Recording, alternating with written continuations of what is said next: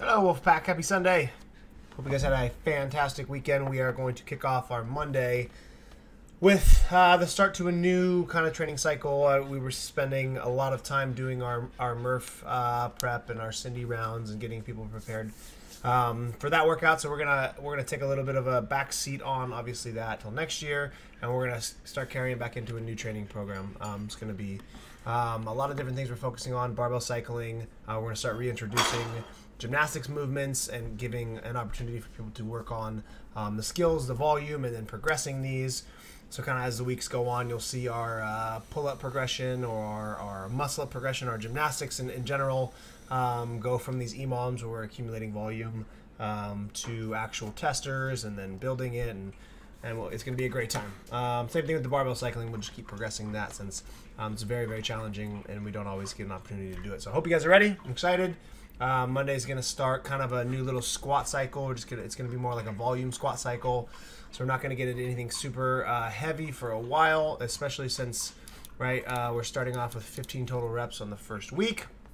It's only 2 to 3 sets, but this is kind of a fun combination where we front squat right before we do a back squat, and you can kind of gauge the weight you're going to use off of the front squats, and then obviously being stronger on the back squats, we can complete it. So these are always fun because you get an opportunity to really focus on your front squat form here, priming your positions, good upright torso, right, good depth, everything looks good, and then you try to carry those positions over into the back squats and actually squat in a better position than we normally would if we were just doing back squats. So it's a pretty cool little combo, and it actually improves squat form and function and technique for all the other stuff we do, in CrossFit. So how you want to approach this is you should be finding you should be finding a good weight for the 5 on the front squats that's challenging.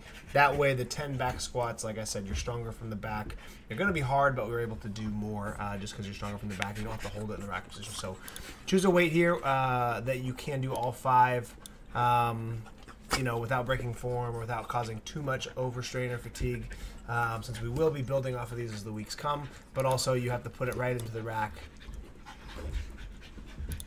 and then go right into the 10 squats. So 5 front squats, rack it, take a quick second, put it back on the back, bring it out, 10 back squats. So I'd shoot for something that's probably like a 8 out of 10 RPE here, rate of perceived exertion, so that when we get to the back squats, we can kind of grit through these and grind through these, and you'll get a good stimulus from it. And rest as long as you need. I assume you're going to need a good couple minutes to recover from the volume of these, and then we'll get right back to work. Make sure we're not using a weight that's breaking down our technique and form here, and we're having to like overly grunt or exert to get through these 5, because if that's the case, you're never going to get through the 10 back squats in the timely fashion that we should for the stimulus of this kind of squat program. So enjoy this. This will be a fun little intro week, and then we'll progress it as the weeks move on. Okay, and then we got an EMOM, just 15 minutes, and we're just going to do some posterior chain work, a little bit of lower body work, and then we're going to sandbag bear hug carry at the end when you guys are super messed up from the cows and the deadlifts, and we're just going to add a ton of fatigue to the body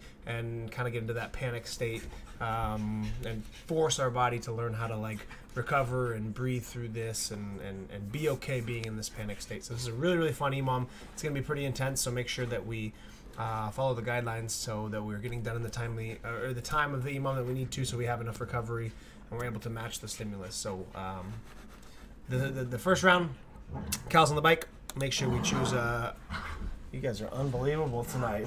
My God.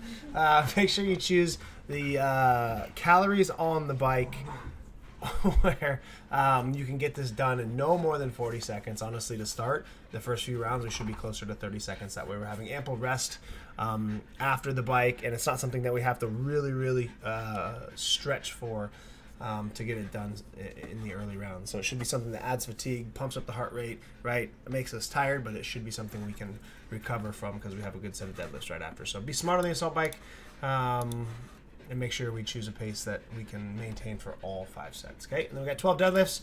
Choose a weight that's comfortable. These are the very common weights that we always move. Ideally, we're going to be doing all 12 of these deadlifts every round unbroken, or at least for the first 3 sets. Okay, we're working on barbell cycling for the deadlifts, right? Working through fatigue, breathing, good touch and go mechanics. So we shouldn't be choosing a weight that's so heavy that we have to break early or that we want to break. We should choose a weight that we want to try to hold on to for all 12. I know that's a big number and it's going to be pretty challenging in this EMOM, but that would be the goal. So be smart about the weight you choose. Not necessarily moving all of these reps for any strength. It's just a conditioning exercise and getting more comfortable moving deadlifts under fatigue. Okay. And then the sandbag bear hug carry, we haven't done a lot of these, but it's a great exercise. It trains the body to, like I said earlier, really work through this panic state since you're literally bear hugging a giant sandbag. All the weight is pushing against your sternum and your diaphragm. You can't breathe, and it really, really jacks up the heart rate and really kind of throws everything out of whack. So the bag we use should be 100 feet unbroken, and I know it's not going to be a walk. Everybody's going to be sprinting, so it's made it 100 feet. But basically, you deadlift the bag up, hold it as high as you can, and you get through that 100 feet. So you got to try to breathe, but really it's just to add internal tension and add fatigue through the EMOM. And then, like I said, as we get back to the bike on the second round and third round and everything is fatiguing, the bear hug carry is just going to add to that and just force our body to work a little bit harder to recover. So I'm super excited about this EMOM. I think it's going to be pretty nasty. Hope you guys are ready for a great Monday. If you have questions, let me know. If not, see you in the gym. Toodles.